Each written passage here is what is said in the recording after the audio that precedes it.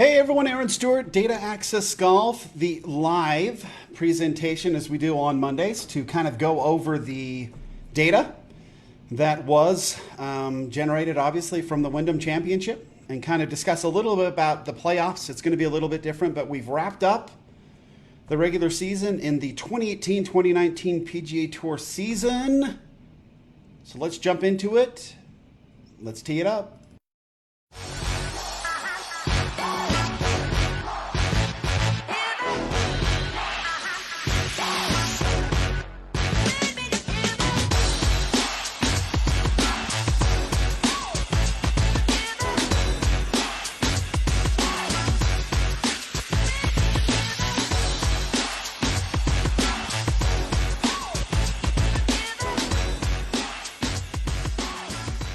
Welcome back. Thanks for joining me today.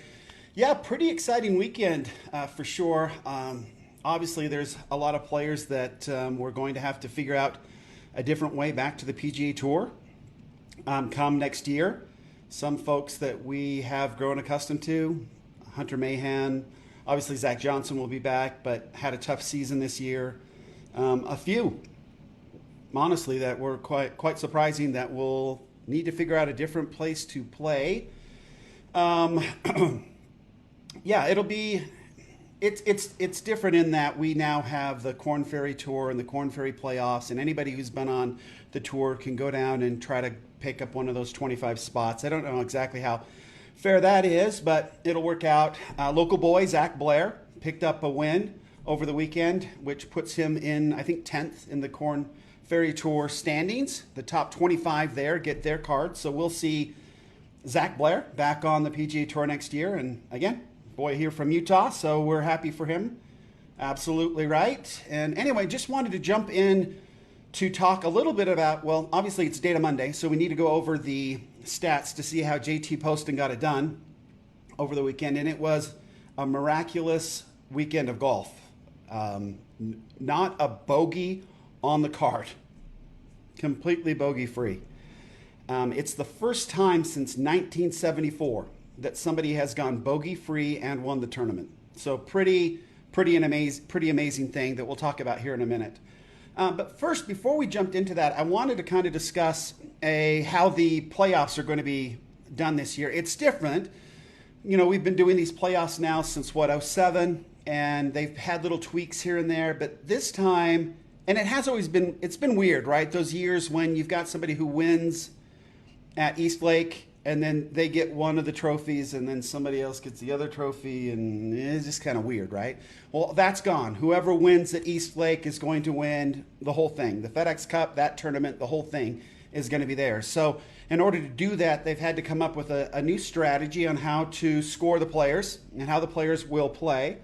And how that's going to be done is and you'll see this as they go through the next few tournaments. But essentially, if the tournament started today, then they would give the number one ranked player. So at the end of, we've got 3 playoff tournaments this year, right? Well, at the end of the 2, everybody will be weighted, and going into East Lake, the number one rated player at that time will be at 10 under to start the tournament. So let's just say, for sake of argument, that we just looked at how people are ranked in the FedEx Cup right now. Brooks Koepka would start at 10 under par. Okay, so that's where he would start.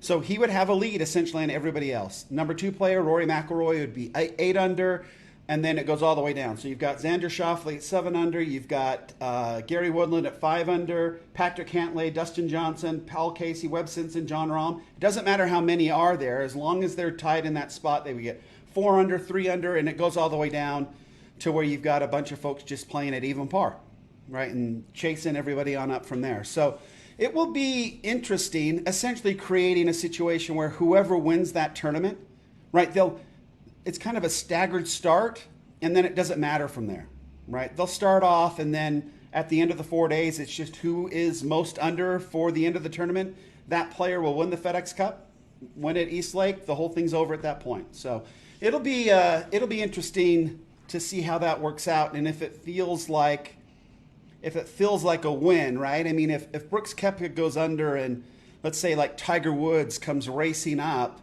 he's got to make up 10 strokes, and then they fight it out and Brooks Koepka wins by, 1 stroke. Well, he really lost to Tiger Woods by 9 strokes, right? So he played some, compared to Tiger Woods, not as, I don't know, it's going to be weird. So Brooks Koepka could go out and play poorly, frankly, a 9-stroke cushion, and go ahead and beat JT Poston, who won this week, all of those guys that are going to start at even par, if they finish up that way. So the next 2 tournaments are pretty important to figure out where everybody's going to stack up, but having that 10-stroke cushion against most of the field would be pretty amazing. It'd be a good way to start. So it'll be interesting. We'll have more to say about it once the playoffs are over and we go into the off season. So, well, let's start in with Data Monday now, and we'll go over some of the results. Again, we've been using these presentations lately. I hope they have made things easier for everybody to see and understand. So we'll jump on into that. Let me bring it up on my screen real quickly here. All right, there we are. Oh, I forgot I made myself square.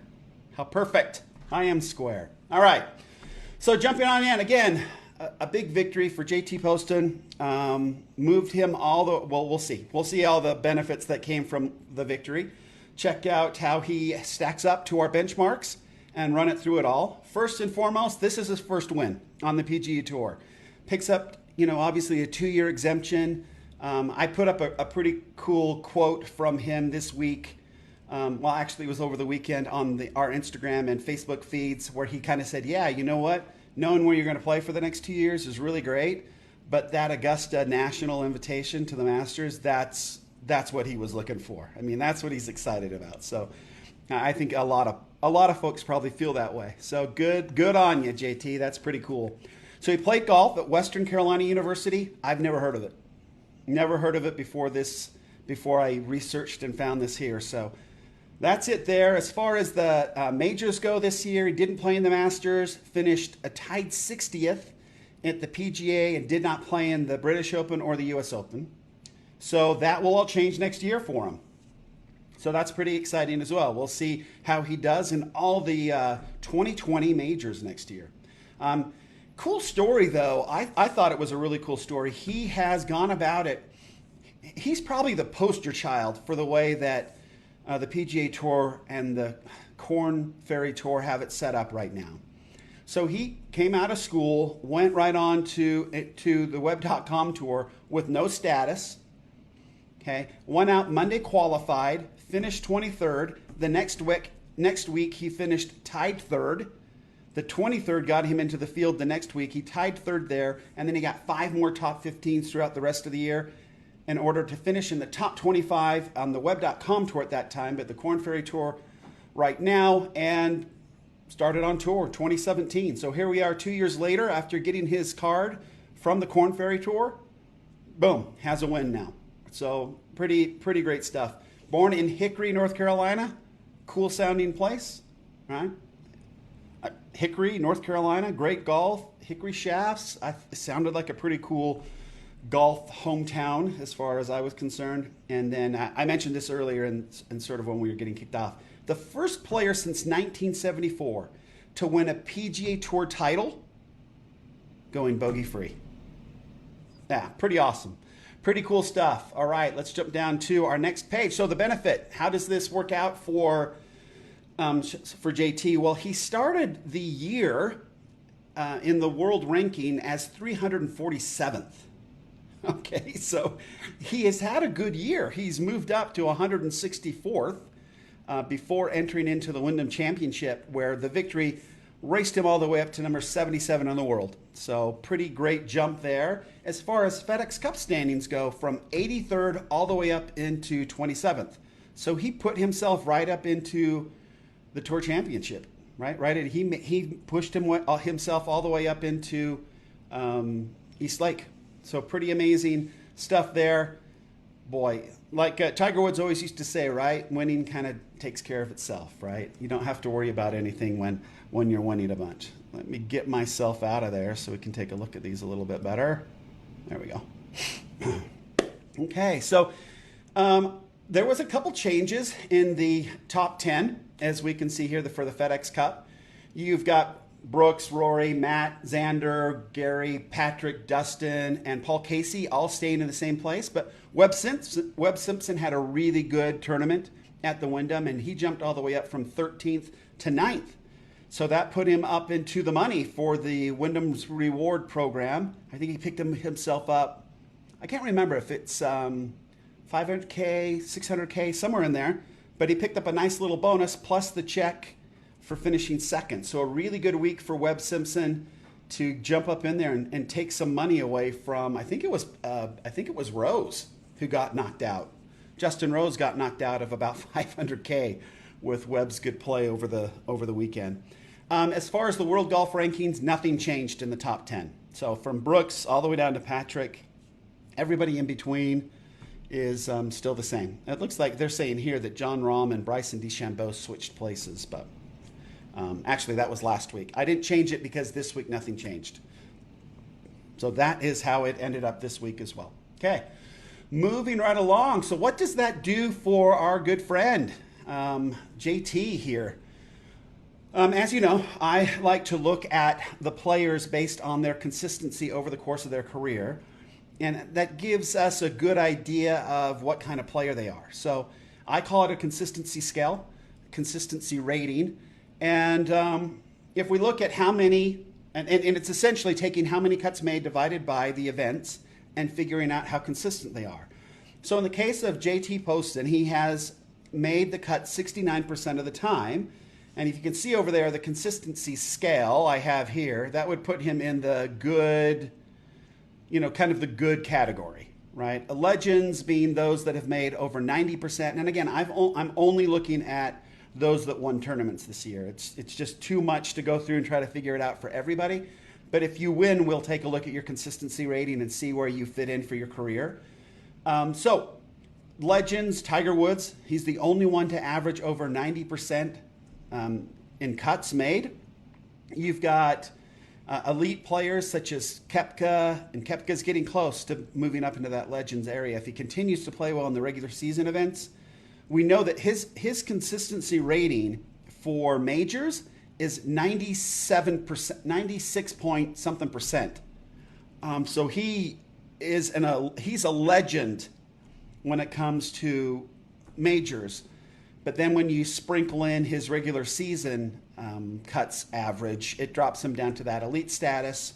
With McIlroy, Molinari, DJ, Mickelson, Rose, Cantlay, it's amazing too. Mickelson's had a tough year, but he still ranks in that elite player, making over 80% of his cuts. Solid players that have won this year include Holmes, Mitchell, and Paul Casey. And that's Poston would actually fit in there in the good category with Kisner, McDowell, Pan, Palmer, and Na. And then 59% and below, that's where we say you probably are going to lose your card. Winners that were in that category, so they are very lucky that they won because they would not have kept their card. Connors, Homa, and Kang with their victories keep their tour card for a couple of years and have status next year on the PGA Tour. Okay, so my favorite part, and I'm really excited about this because the app that we've developed along with these, I'm gonna have to move myself again. The app that we've developed along with these benchmarks is getting very close.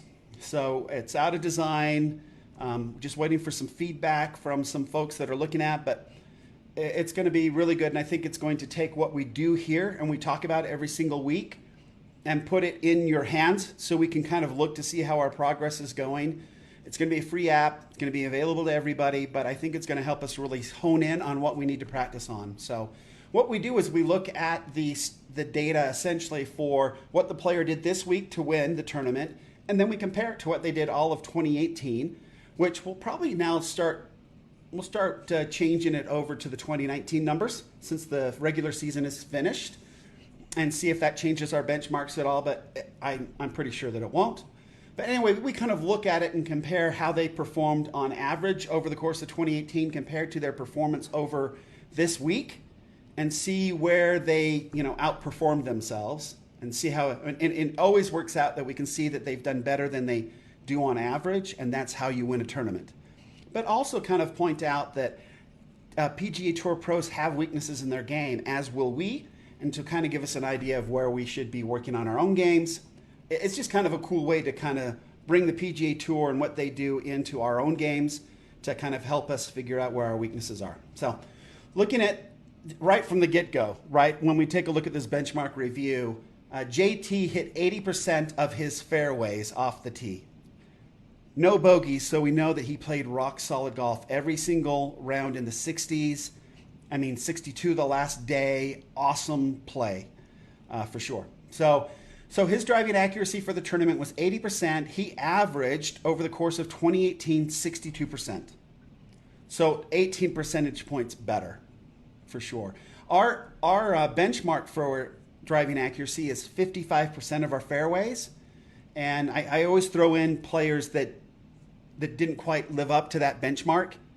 And in this particular case, Phil Mickelson, Tony Finau, and Jimmy Walker would be three players that didn't hit 55% of their fairways in 2018. Who knows in 2019? We'll get all those updated here pretty quickly. So that will be fun to actually have new names down there. In greens and regulation, again, we see a big difference here. 18-point difference.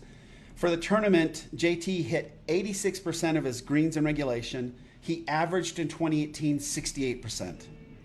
Our benchmark is 65%. So you can kind of see JT is pretty close as far as our benchmarks go for his average in 2018 for both driving accuracy and greens and regulation. Sand saves for the tournament, he was 67%. For 2018, 50%.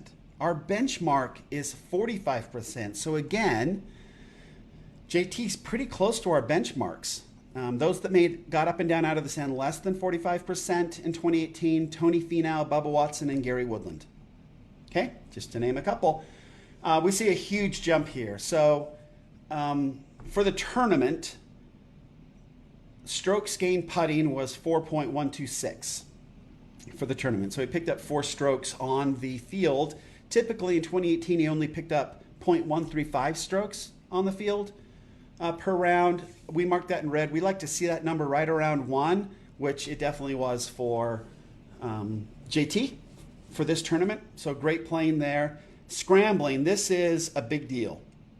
So when JT missed a green, he got up and down 100% of the time. A 100% up and down rating. Now, he hit 86% of his greens. So 14% of the time, if he wasn't in the sand, we see his sands were only 67%. But if he wasn't in the sand and he missed the green, he got up and down every single time. That's amazing. Especially when you look at what his average is. For 2018, he only averaged up and down 58% of the time. With our benchmark at 55%, again, JT Poston is like our poster child of benchmark player. I mean, he's right near these benchmarks all the way along. So we can get our games, obviously from the tees that are appropriate for how far we hit the ball, but we could get our games if we hit these benchmarks very similar to a player like JT Poston, who's a winner on tour now. All right, his average game. Okay, we look at putting a little differently now, but back when we started this, and I'll start differently in 2019, but we're going to finish out the year strong the way we've done it all year long. JT Poston averaged from 20 to 25 feet. He would only make 6.48% of those putts. Our benchmark is 9%. Okay, so JT, we would say, hey, bud, you need to work on your 20 to 25 footers, right? From 15 to 20 feet, he made 21% of those. Our benchmark is 17%. And you can kind of see the players, like from 20 to 25 feet, players that made less than 9% in 2018. I think this list will change for 2019, but you've got Brooks Koepka, Jordan Spieth, and Jim Furyk. Jordan Spieth's been putting like crazy, but wow, what a blow-up round that was, right, on Saturday. That was so weird. Anyway, yeah, I don't know what that is. Probably worth taking a look at his swing, right? Doing an analysis on it, because I don't know what's going on there. To have a blow up like that after he'd, I don't know, just weird. A couple double bogeys here and there, and then some more, but he's putting really well, and I don't know what's going on there. So interesting, and I don't believe that we're getting to the bottom of it. At least nothing's been shared that makes sense anyway. He just talks about swing changes. And anyway, best of luck to Jordan Spieth. Hopefully he does well in the playoffs, but from 15 to 20 feet, we already talked about 21%. 21% is what JT Poston made. Our benchmark is 17%. 10 to 15 feet, 32%. Our benchmark is 28%, so he's good there. This one was interesting. So from 5 feet, JT only makes 71% of his putts. Our benchmark is 80%. So JT Poston is one of those that would be less than this 80%, joining John Rahm, Ian Poulter, and Kevin Na. And then his putts per round, 20 putts per round, putts per green in regulation, 29.07. Our benchmark for that is 30. So a couple places, putting seems to be, and that's consistent, right? If we look at strokes gained putting, and then we look at his 20 to 25 feet, and we look at his 5 feet, all of those were below what we would consider to be acceptable in our own personal range, but for sure for a player like JT Poston, I'm sure that those are things that he's been working on for sure. And we can see that in his victory this year. So what does that mean, folks? Well, the money of this, I always like to kind of look at the money and how this all works out. So, oops, that's not the right tournament. Let's fix that right now, shall we? Let's see if it'll let me. I didn't get that changed. We are fixing it on the run. Okay, at the Wyndham. That's the tournament. Okay, for his victory, JT picked up $1.116 million. He did it in 258 strokes. That is unfreaking believable. That's amazing. Minus 22, I think it was. Wow, that's amazing. Isn't that what it was? Minus 22. Yeah, minus 22. Unbelievable. So what does that work out to? Well, per day, he was bringing in $270,000 a day for 4 days of work, right? Per hour, assuming 5-hour rounds, he made almost $59,000 an hour. Per stroke, so for every one of those 258 strokes, he picked up $4,300. His career total. So we can see that this contributed a third of the total of his entire career, $3.396 million. He's made 53 cuts. That puts him right at $73,500 per cut, which is not too bad, right? If you make a cut, you know you're going to take home on average 73 grand per week. I mean, that's decent money, right? You're talking $300K a month. That's decent money right there. So, but it's not insane money. Like if we look at Tiger, if we look at the money versus the cut chart that we have down below there, I have there in green Brooks Koepka with his win last week. He jumped up in front of Justin Thomas. And again, I only look at players that have won this year. So Tiger Woods makes $66,000 per cut. Rory McIlroy averages $340,000 per cut. Dustin Johnson averages $293,000 per cut. Brooks Koepka is right there, just $94 behind Dustin Johnson. And then Justin Thomas, $273,000, right? $274,000. I mean, they average in prize money, per cut, like over $1 million, right? If they make a cut 4 weeks in a row, they've made over $1 million on average. These players. So these are folks that make cuts very consistently, and you'll see that they are the ones that are always up in that elite and legend category. So good on you there. Some good money for JT. I'm sure he will enjoy that. So any changes in our year-to-date stat leaders, and this is where we finish up, right? This doesn't change anymore after this. So thank you to PGAtour.com for providing the stats. Always appreciate going and being able to jump around there. This is just screenshots of the PGA Tour stats pages. So if you want to go and see everybody here, definitely do that there at the PGAtour.com website. But Ches Reavie finishes the season as the driving accuracy champion. He hit 75% of his fairways. Pretty great. Pretty amazing. Ryan Moore, 75%. Jim Furyk, Ryan Armour, Hendrik Stenson, 74 to 72% respectively. Corey Connors led in greens and regulation, so 73% greens and regulation. Then you've got Johnson Wagner, Taylor Gooch, Alex Pure, and Charles Howell. Really, Corey Connors obviously had a win this year. Charles Howell had a very, very good season, but Johnson Wagner didn't have a very good season. I don't know Taylor Gooch and Alex Pure. I don't know who they are, right? But they statistically had good years in greens and regulation, which can lead one to only assume that they weren't very good putters, right? The putting numbers have to be pretty weak there. Okay, year-to-date stat leaders then in sand saves and scrambling. Again, also things that we look at, keep track of in our benchmarks. Tyrone Van Aswegen is our sand champion of the year, followed by Francesco Molinari. There's been a lot of video recently. If you get on YouTube and take a look and search for Francisco Molinari's sand game, sand shots, and watch those.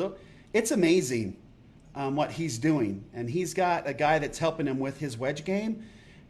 The way he plays his sand shots is amazing. It's gorgeous. It's definitely worth taking a look at for sure. Ernie Els, who led this category for quite a few weeks.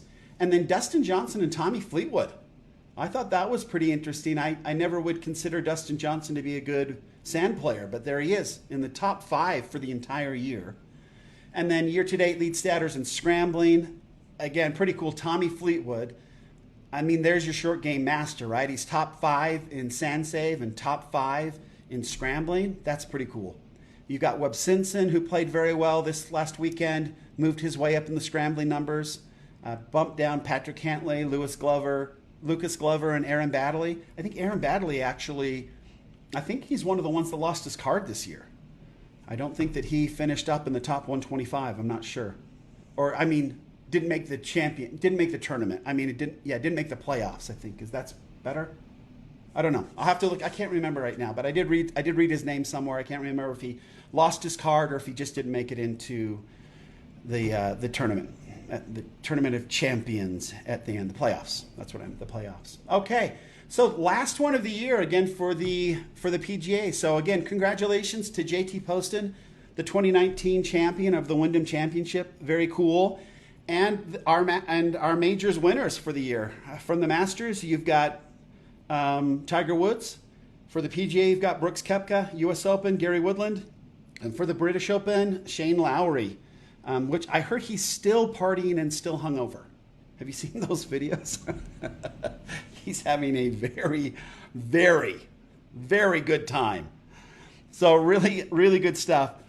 Coming up later this week, I've got a podcast coming up on some really cool swings. I really think that it's going to be fun to talk about some of the other victories that occurred on the LPGA Tour. Some really big stuff happening from Japan, and I'll kind of share what that means in Japan, being somebody who's lived over there. They treat their athletes very differently, and it's kind of fascinating as an American to see how that works out. So we'll talk a little bit about that. Then I'm going to get into some different swing techniques and some things that we're learning from the body track, but also from, I just lost the name of the piece of technology. I just had a big discussion on it. Hack Nation, is that what it is? I'll have to remember, but some really good research coming out on some different technologies that could help us now that the season's over, we're kind of moving into this place where we got to figure out what we're going to do over the winter to keep our game sharp, right? To get ready for next season. And so we're already starting to move in that direction here at Data Access Golf and make sure that we have really good information, really good research, and even some courses and some cool new technology to kind of help us get through the winter and actually improve our games. So when spring hits in 2020, we're ready to go. So thanks for joining me again today. I really appreciate it. It is so fun to talk golf, and it's so fun to see these players do what they do and do it better than any other group in the world. To make the cut at the Wyndham, I think it was 4 under par. I mean, that's just, these guys are good. Really, really good. So fun to watch them. Hope you enjoyed the tournament. Really looking forward to the playoffs. Hope you are as well. Until next time, Aaron Stewart from Data Access Golf saying, better data always means better golf. Thanks.